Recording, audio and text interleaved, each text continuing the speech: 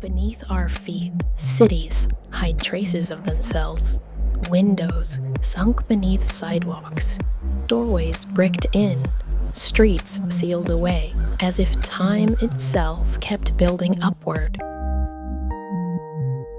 In San Francisco, in Seattle, in Prague, and St. Petersburg, in Mexico City and Lucknow, the same image repeats. Forgotten floors beneath modern streets. Historians and engineers have explanations: floods, fires, rebuilding. But what's most fascinating isn't that each city has its reason, it's that the results always look so alike.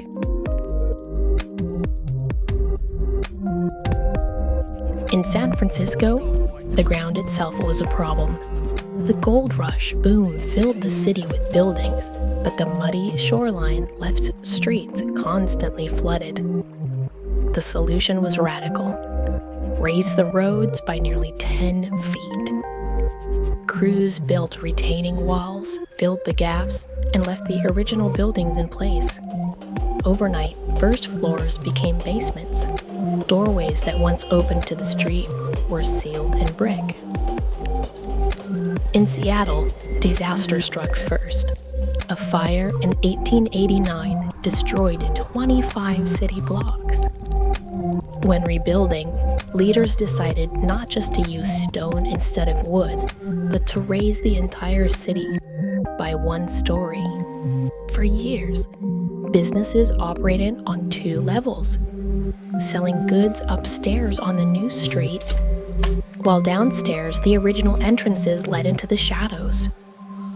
That underground layer still exists today, preserved as the Seattle Underground, a ghost city beneath the modern one. Seattle and San Francisco are well known, but once you see the pattern, you start noticing it everywhere. Chicago, mid-1800s, the city's flat, swampy land turned every rain into a flood, every summer into a breeding ground for disease. Engineers decided the city itself had to rise. Between 1856 and 1875, entire blocks were lifted using thousands of jack screws. One 4-story, 750-ton brick building was raised 6 feet without a single crack. Even more astonishing, in 1860, workers lifted 35,000 tons of hotels, shops, and offices, half an acre of buildings, while people inside carried on eating lunch and shopping. Newspapers at the time marveled at the sight. Life is normal, while the ground shifted beneath their feet. Boston faced its own challenges. During the 19th century, marshes were filled in to create the Back Bay neighborhood. The city's new grade left older brick row houses with half-buried windows. What once had been full first floors became basements, their details swallowed by the street. And then there are the hidden treasures. Like Boston's Steinert Hall, built in 1896, it lies 35 feet below Boylston Street, a subterranean concert hall nicknamed the Little Jewel for its perfect acoustics and ornate Beaux Arts style. Closed in 1942 for fire safety, it remained sealed beneath a piano store, its gilded arches and marble columns intact but unseen. Europe holds some of the clearest examples of cities literally building on top of themselves.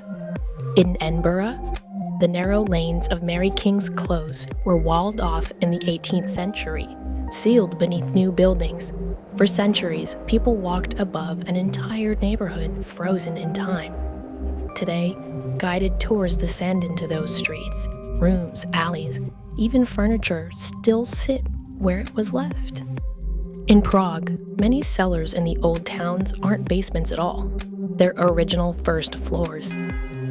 To protect against flooding, the city raised its level by several meters, turning ground floors onto hidden layers beneath. Walking through them today feels less like a basement tour and more like stepping back a century. London holds similar stories.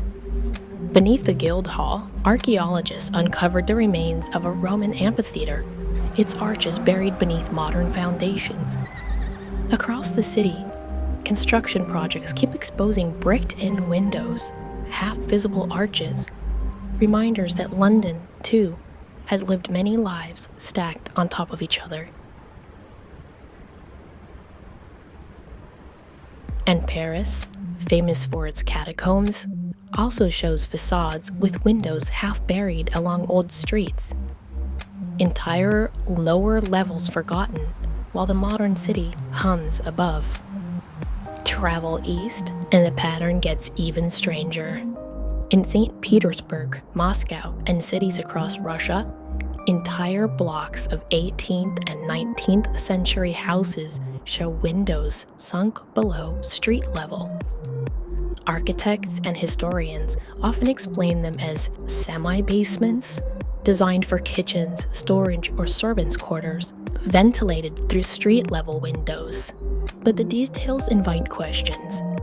Many of these windows are decorated with arches and carved stone, built with some of the same care as the rest of the facade. Ornamentation made for the street, yet now half buried. Reddit threads like Ask Historians have debated it for years. The most common answer is ventilation. But even among experts, the question lingers. Why make them so beautiful if no one was meant to see them?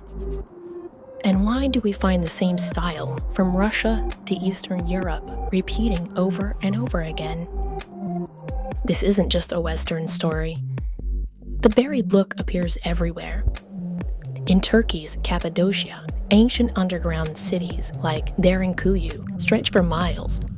Entire communities once lived there. Homes, stables, even churches, hidden beneath the earth. In India, beneath the 19th century palace of Chhatar Manzil in Lucknow, lie vaulted chambers that resemble Roman or Byzantine engineering. Nearby, the Bara Imambara conceals subterranean passageways that form a labyrinth said to confuse invaders. In Japan, an Edo period home was buried by volcanic mud, preserved in place. Today, it's called Mud Flood Park, a time capsule that shows how easily a home can vanish beneath the ground. And in Mexico City, the Templo Mayor, once the heart of Aztec capital, was rediscovered beneath a colonial and modern city, proof that entire civilizations can lie hidden beneath our streets. Sometimes the discoveries are accidental. In New York, excavation photos reveal facades buried beneath the street, whole layers that look like a second city hidden below. Sometimes they're hidden in plain sight. The Capitol Crypt in Washington, D.C., built to hold George Washington's tomb, sealed and forgotten until 2003. Each example tells a story of cities layering over themselves, some intentional, some the result of disaster, but together they form a global picture. Historians give many answers: floods, fires, reclamation, engineering, and each city has its own reason. But what's striking is the repetition. From San Francisco to St. Petersburg, Prague to Mexico City, the world keeps showing us the same buried look: forgotten floors beneath modern streets. Our past isn't always far beneath us. Sometimes it's right under our feet, hiding in plain sight, waiting to be rediscovered. What do you think? Let me know in the comments below.